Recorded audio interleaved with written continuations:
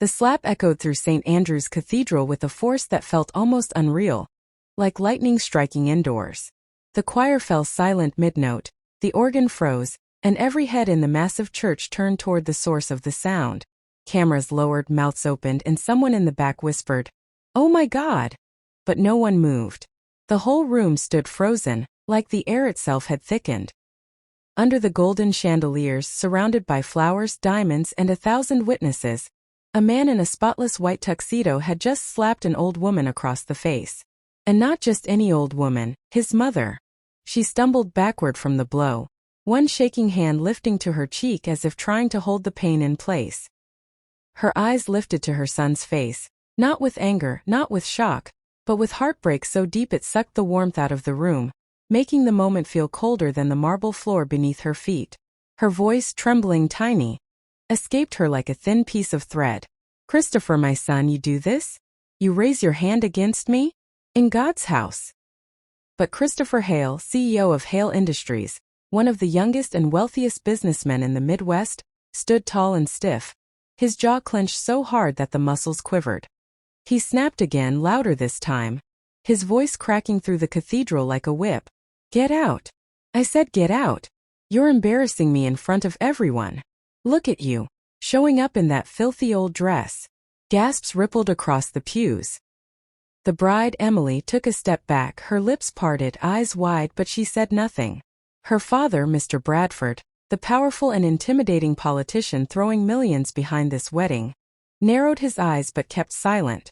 It wasn't his place. It wasn't his shame. Lights from phones and cameras blinked on as guests recorded the scene. Some out of shock, others out of pure social media hunger. "The groom slapped his mother at the altar in the church," someone muttered shakily. The old woman bent slowly, her knees stiff, and picked up the crushed bouquet she'd brought. Cheap white roses wrapped with ribbon she'd ironed carefully that morning. She held it close to her chest, the petals bruised and breaking, and whispered through trembling lips, "I didn't come to shame you, my son. I came to bless you. Because even if you forget the mother who raised you with tears, a mother never forgets her child." She turned away from him, her steps slow and heavy. The faded white gown she wore, one she'd treasured for years, brushed softly against the marble as she walked. Whispers followed her like shadows. Some guests looked away, ashamed. Others watched openly, pity carved onto their faces. Outside the cathedral, the cold winter sunlight landed on her face, catching the shimmer of tears that had not yet fallen. A soft breeze lifted her white headscarf gently, almost as if it was trying to comfort her. She paused at the steps, clutching the bouquet tighter. "I wore white today," she murmured into the wind. "Not to celebrate the wedding, but to bury the love of a mother who gave you everything." But the story hadn't started here. It had begun long before the slap. On a quiet morning in her small town on the outskirts of the Midwest, where no one, not even she, imagined the day would end in heartbreak. That morning, the neighborhood buzzed with excitement. Children ran around singing Wedding March. Women in house dresses hung laundry and discussed the event over backyard fences. Everyone was talking about the grand wedding of the young CEO, the pride of the town, the man whose face appeared on magazine covers and billboards. What they didn't say out loud, but everyone knew, was that the groom was Mrs. Hale's son. Inside her tiny aging house, Mrs. Hale sat at her old wooden table, staring at an invitation card her neighbor had found near the grocery store. She hadn't received one officially, but somehow the card had found its way to her. She held it for hours the night before, reading and rereading the golden letters, touching her son's name the way a mother touches a sleeping child's face. The wedding of Christopher Hale and Emily Bradford, the card shimmered. But nowhere, not even in the tiny printed details, was there a mention of a mother. No parents of the groom. No seat reserved for her. Not a single acknowledgement of the woman who once walked miles with him in the snow so he wouldn't miss school. Yet she smiled gently as she read the line. "A match made in heaven." "Heaven," she whispered. "Then why does it feel like hell for me?" Her eyes lifted to the framed photograph on the cracked wall. It was old, the edges worn and taped. It showed young Christopher, maybe 8 or 9 years old, grinning with a roasted corn dog in hand. the food she used to sell during state fairs just to keep him fed. She touched his smiling face gently, then tucked the picture into her pocket. Outside, a couple of neighborhood kids ran past her window shouting, "Mrs. Hale, your son is marrying a senator's daughter. You're gonna be on TV today." She chuckled faintly. "I don't need TV, my dears. I only want to see him, even from a distance." Her neighbor, Mrs. Kirkland, approached with a steaming bowl of oatmeal. "Please don't go," she pleaded. "You know deep down they don't want you there. Those rich folks don't like seeing poor faces in fancy places." But the older woman simply smiled, her eyes calm but heavy. A mother's blessing does not need an invitation. She finished her food, washed her plate, and opened her closet. Inside hung a single white dress, worn, faded, old. She'd only used it for Christmas Eve services and her husband's memorial. She pressed its wrinkles with her hands. She put it on. Around her neck hung her late husband's necklace, tarnished, cheap, but filled with memory. She stepped outside into the crisp morning air. The scent of last night's frost drifted through the breeze. "If I cannot sit beside him today," she whispered, "I will stand where he can still see me." She began the long walk toward the city. No money for Uber. No car. Just worn shoes, tired legs, and a heart full of hope and fear. She walked past glass-front shops that reflected her aging face, past giant billboards advertising Hale Industries, her son's success towering over the city he had so easily forgotten. People passed her without noticing. Just another old woman in a washed-out dress, holding a small bouquet. When she finally reached St. Andrew's Cathedral, the cold wind hit her face sharply. The cathedral stood tall and majestic. White stone, towering pillars, gold ribbons fluttering across the entrance. Black SUVs and luxury limos lined the walkway. Everything sparkled. 2 security guards in black coats stood at the door. She approached them gently. "Good morning. Please tell Christopher that his mother is outside." The guard stared at her, then smirked. "Ma'am, every older lady in town claims to be his mother today." "I am not every older lady," she said softly. "I am the one who gave him his name." They shook their heads and pointed her aside.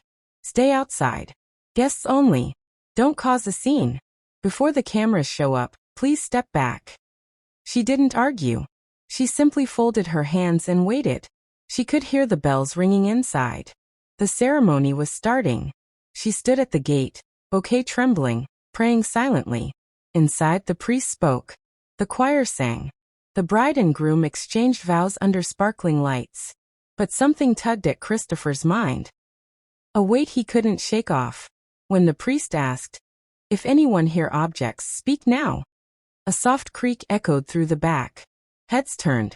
A faded white dress appeared in the aisle. The old woman. His mother.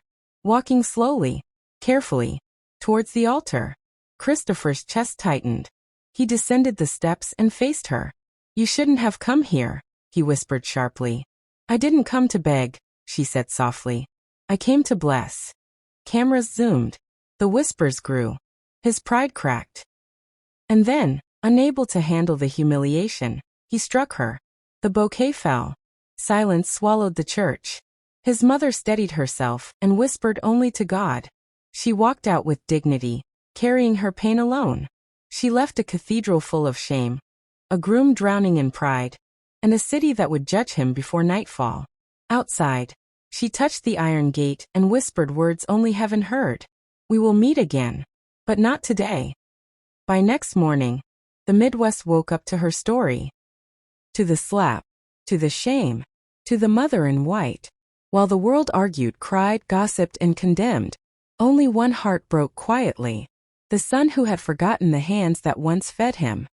By sunrise the next morning, the Midwest was buzzing. Phones vibrating on nightstands, radios repeating the same headline, strangers in diners whispering over steaming coffee cups. The clip swept through the internet like wildfire. Groom slaps mother at wedding St. Andrew's Cathedral. At bus stops, grocery aisles, office cubicles, everyone had an opinion. In Maplewood Market, a woman in a red coat pressed play again on her phone, her brow furrowed. A man muttered, "That poor woman." Teenagers gasped, paused, replayed. screens glowing with the freeze frame of Christopher's hand mid-air. And across town, towering over Main Street, stood the glass building of Hale Industries, its logo catching the pale morning sun. Inside the 18th floor boardroom, everything felt wrong. Coffee brewed, but no one touched it. The silent tension clung to the air like humidity before a storm. Christopher Hale stood by the massive window, staring at the city far below. The cars crawling like ants, the cold light bouncing off rooftops. His phone wouldn't stop vibrating. Messages poured in non-stop. PR firm. Comments disabled. Waiting on your instruction. Shareholders. Emergency meeting requested. Investors. We need a public statement. Immediately. Emily. Don't contact me. Her father, Senator Bradford. Expect consequences. Christopher felt sweat on his palms despite the cold. His jaw twitched. The slap had felt, at the moment, like control, like reclaiming dominance in a room where he felt exposed. But now, it felt like the mistake people only make once in a lifetime. He closed his eyes, and for a split second he didn't see the cathedral, the cameras, the people. He saw something else. A small one-room home. A flickering bulb. A mother in worn clothes cutting apples into a bowl, because he'd cried that the other kids had better lunches. He shook the image away. The boardroom door opened sharply. Senator Bradford stepped in, 2 aides shadowing him. He didn't sit. He didn't smile. He didn't pretend. You know why I'm here, he said. Christopher swallowed hard. I'll make a statement, sir. A public apology. I'm not here for apologies, Bradford cut him off. I'm here for clarity. The wedding is off. My daughter is done. And any deal we planned with Hale Industries? Dead. Effective immediately.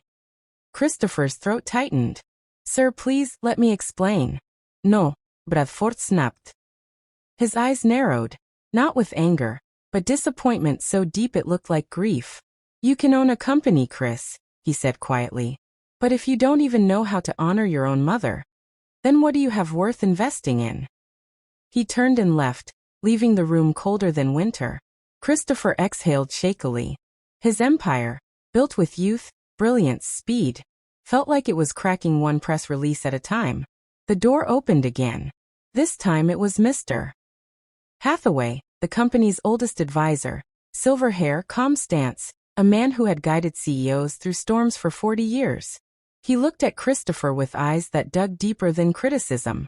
You're losing everything, Hathaway said simply. Investors are withdrawing. HR is reporting internal petitions. PR says your name is now synonymous with cruelty. Christopher rubbed his face. What should I do? Hathaway studied him for a long moment. You can clean up a media disaster, he said. But this isn't media. This is your soul cracking open, son. He leaned forward. The company can survive. You can rebuild. But there is something else you need to rebuild first. Christopher's voice dropped to a whisper, barely audible. My mother. Hathaway nodded. You think she's easy to find? She isn't. Women like her, women who have sacrificed everything, when they walk away, they don't leave footprints. They disappear. He paused. But if you want to heal, start by finding her. The company comes second. Christopher looked back out at the city. People below moved through their morning routines, unaware that a man on the 18th floor was unraveling. He pulled out his phone. His fingers hovered over his contacts. He didn't know her number. He suddenly realized they hadn't spoken in months. His chest tightened with guilt so sharp it felt physical. He turned quickly.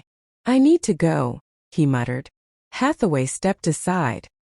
David Hale, the young CEO people once admired, rushed out of the boardroom, not as a businessman, but as a son who had finally grasped how far he'd fallen. On the other side of town, Mrs. Hale sat outside her small rented room in a rundown housing block on the edge of town. The wooden steps creaked beneath her feet. A soft breeze tugged at the clothesline behind her, where her faded white dress hung drying. She held a warm cloth to her cheek, the red mark faint but still there. Her hands were steady, though her heart wasn't. Neighbors gathered around her, concerned. Are you all right, ma'am? Is it true? Was that video real? She simply smiled, small and tired. It's nothing, she said. Nothing at all. Mothers endure worse in silence. She didn't own a smartphone. She didn't know the entire Midwest was talking about her. She didn't know her pain had become a symbol. She only knew one thing. Her son had broken something sacred. Inside, she placed the wilted bouquet on the small table. The petals had browned overnight, the ribbon fraying. Under the bouquet lay a folded piece of paper, a note she had written at dawn and left behind with Mrs. Kirkland, the landlady. Tell him this if he comes. A mother never stops praying. But she does stop waiting. She touched the bouquet gently, then whispered a prayer. Let him find his way, Lord. Even if it is away from me. She did not look back as she picked up her small bag and stepped out into the bright, cold morning to catch the bus out of town. She didn't know her son was already on his way. Back in the city, Hale Industries' PR department was drowning in chaos. A young intern announced, "The mother in white hashtag is trending worldwide." Another added, "Journalists are calling this the wedding scandal of the year." A third whispered, "People are saying he doesn't deserve forgiveness." But they all froze when Christopher himself walked past. Face pale, eyes hollow, determination burning beneath guilt. He didn't say a word. Just grabbed his keys and stormed toward the elevator. He didn't bring security. He didn't bring his driver. He needed to find her alone. And this time not as a CEO, but as a son. A son trying to undo the unforgivable. The rain kept falling long after the landlord shut the door behind him, leaving the small rented room dim and quiet, the kind of quiet that felt like it had been waiting years just to swallow one more piece of heartbreak. Christopher stood there for several seconds, dripping on the floorboards, staring at the empty space his mother had occupied only days earlier. The bouquet she left behind lay on the table, wilted, petals shriveled, stems splitting at the edges. Looking exactly the way he felt inside. Used, abandoned, forgotten. He lifted it gently, afraid it might fall apart in his hands. A few petals crumbled onto the table. Under the bouquet was a note, the handwriting tiny, shaky, the ink smudged slightly as if her hand had trembled while writing it. A mother doesn't stop loving her child. But sometimes she learns to love him from far away. He exhaled shakily and pressed the note to his chest, feeling the weight of every syllable. 3 days. She had left 3 days ago. How far could she have gotten? The rain outside sounded like it was asking him the same question. He tore through the room, searching for a clue, any clue. A receipt? A bus ticket? A forgotten paper? A direction scribbled somewhere? Nothing. She had taken nothing but her clothes and her memories. He sat on the edge of her narrow bamboo bed, elbows on his knees, his wet hair dripping into his palms. For the first time in years, the silence around him wasn't peaceful. It was accusing. It sounded like the echo of his own slap, again and again, bouncing off the cathedral walls and inside his skull until he felt sick. He leaned forward until his forehead touched his palms, and whispered into the empty room, "Mom, where did you go?" But the walls didn't answer. The landlord tapped lightly on the open door again. When Christopher looked up, the man's expression had softened. Not pity. Just a kind of human heaviness.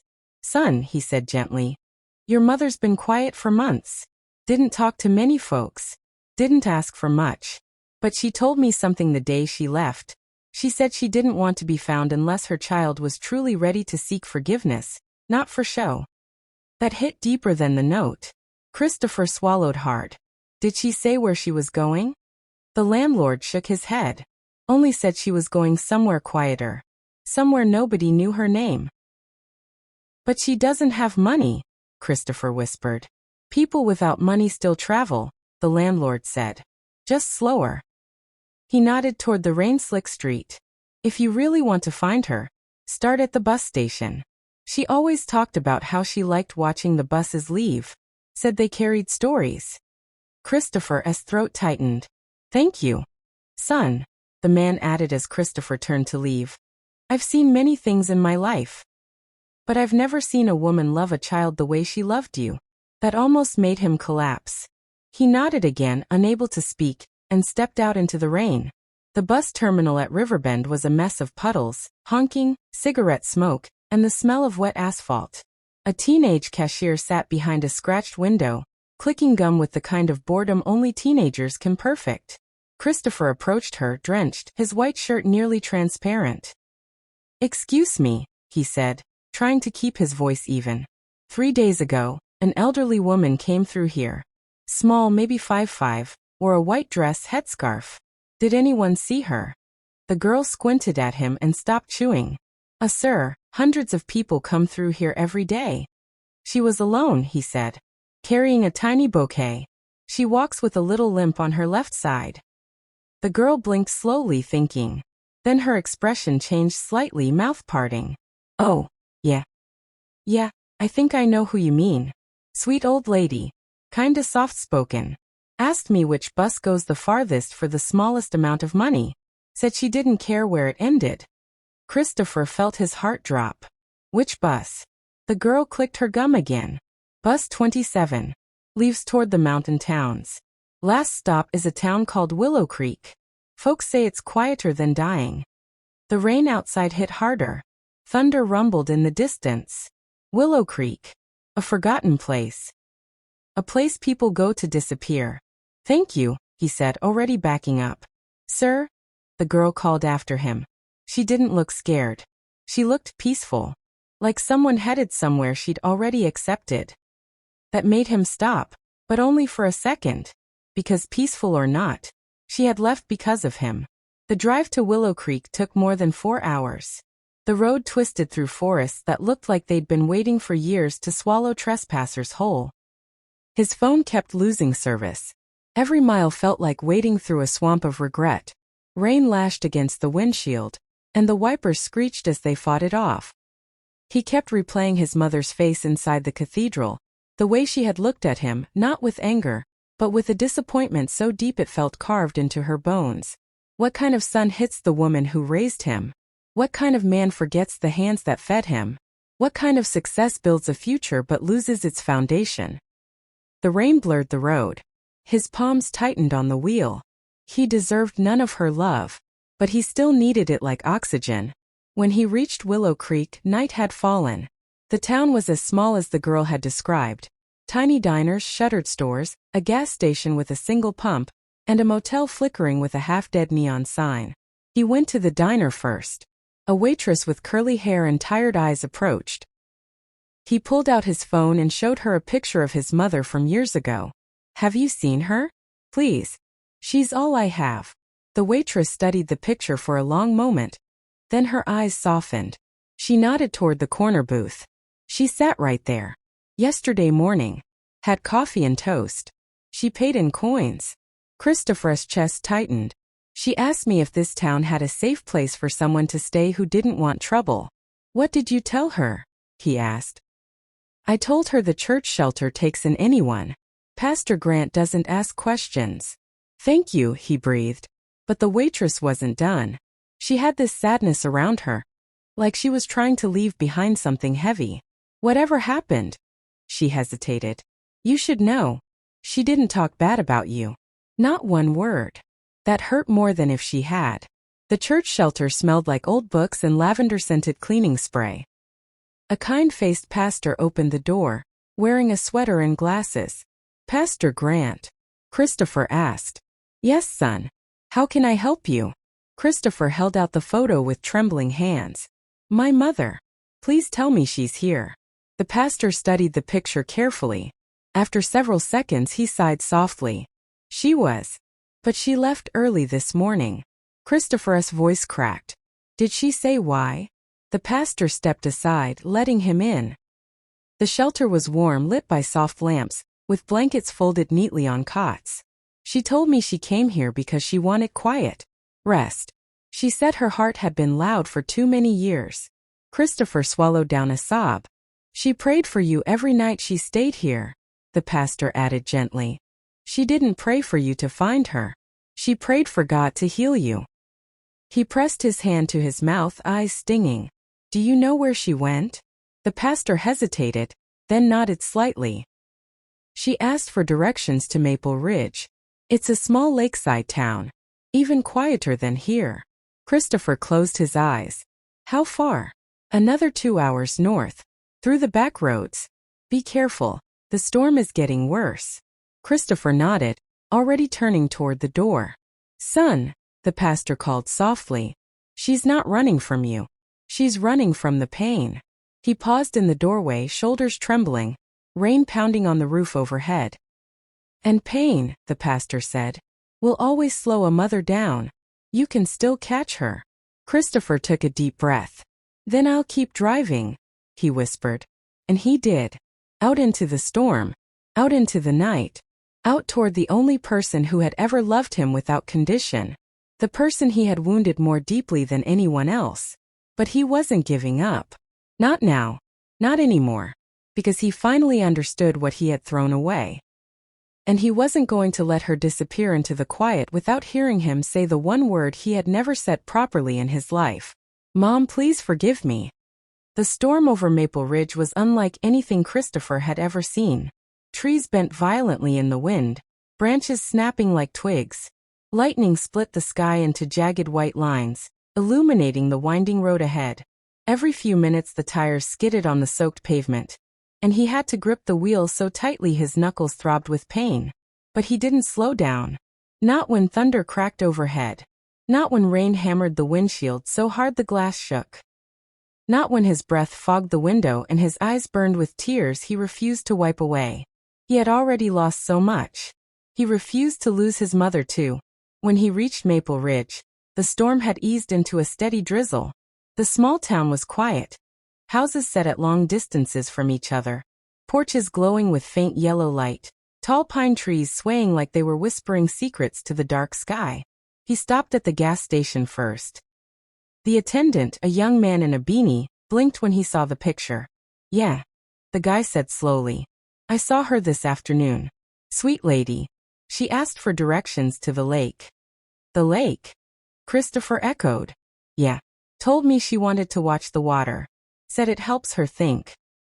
Christopher's stomach twisted. The lake was enormous. Surrounded by woods. Cold. Isolated. Which way? He whispered. The guy pointed. Follow the gravel road. Takes you right to the shoreline. Christopher didn't wait. He hopped into the car and sped off until the asphalt turned to dirt, then to gravel.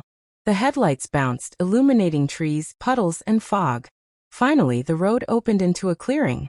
He slammed the brakes. There she was, standing at the water's edge, completely still.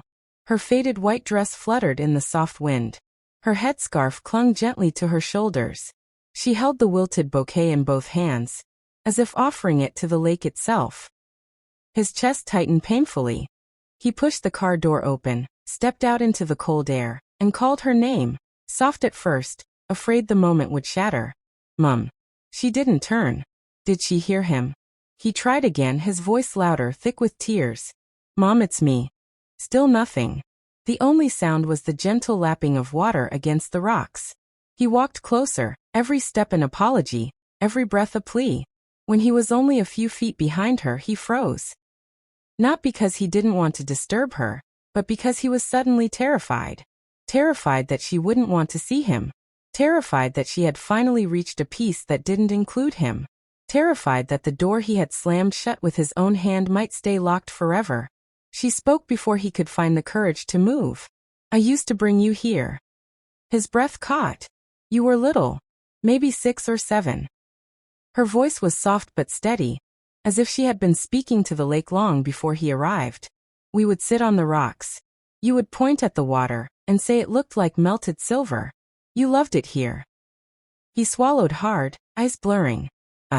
I don't remember. She nodded gently. You wouldn't. You were so small. Life carried you far from this place. Silence stretched between them. He took a single step closer. Mom, he whispered, voice cracking. Please turn around. For several seconds she didn't. His heart sank. Then slowly, painfully slowly she turned. Her eyes met his. They were tired. Red. Hurt. But beneath all that was something he had feared was gone forever. Love. A mother's kind, stubborn love. He broke instantly. The breath left his lungs in a ragged sob, and his body shook as everything he'd been holding in collapsed at once. Mom, he choked, stumbling toward her. I'm so sorry. I'm so sorry. Her face softened, but she didn't move. He fell to his knees in front of her, the wet gravel digging into his skin. He grabbed her hands gently, as if they might crumble in his palms. I hit you, he cried, ashamed. I hit you and I can't sleep. I can't breathe. I can't look at myself. I don't deserve your forgiveness. I know I don't. But I'm begging you, please, please don't leave me. Her fingers brushed his cheek lightly, wiping a tear. Stand up, she whispered. He shook his head. I don't deserve to. Stand up, she repeated, firmer this time. His legs trembled as he rose. When he met her eyes again, she reached up and touched the side of his face, the same face she had kissed 1,000 times when he was a child. I was not hurt because your hand hit my cheek, she said quietly. I was hurt because I realized I didn't recognize the man who hit me. The boy I raised, he was kind. He was grateful. He had a soft heart. Somewhere along the way, the world took that boy from me. He squeezed his eyes shut, tears streaming freely. I know, and I hate who I became. But if you hate who you became, she whispered, then you haven't lost yourself. Not completely. He opened his eyes, breath shaking. She stepped closer. You broke my heart that day, she said, voice trembling. You broke it in places I didn't know existed. But I also saw something in your eyes when you struck me. It wasn't pride. It was fear. Fear of not being enough in front of those people. Fear of being looked down on. Fear of showing where you came from. He swallowed thickly. Mom, I was ashamed of myself. Not you. Never you. I know, she said softly. But the world convinced you that success is a ladder you climb alone. That the higher you go, the smaller the people below you look. But a mother, she touched her heart, isn't below. She is the foundation, the ground, the root. She reached up and cupped his face with both hands. And even when the tree grows tall, it needs its roots. He broke again. I need you, he whispered. I'm lost without you. Her tears finally fell. I never left, she whispered back. I only stepped away because sometimes a child must lose sight of the light before he realizes it was guiding him all along. He pulled her into a trembling embrace. She held him gently, but not tightly. Her arms wrapped around him like someone who had forgiven, but had learned caution along the way. When they finally separated, she smiled faintly through her tears. Come home with me, he pleaded. She shook her head gently. Home is not built in a day, my son. And wounds don't close overnight. He looked crushed, but she touched his hand. I will walk with you, she said softly. One step at a time. If you truly want to change, then show me. Not with promises. With life. His breath steadied. I will. She nodded. Then let's begin. They stood there at the lake, mother and son, bathed in the soft glow of dawn beginning to break through the night clouds. And for the first time since the wedding, he felt something close to peace.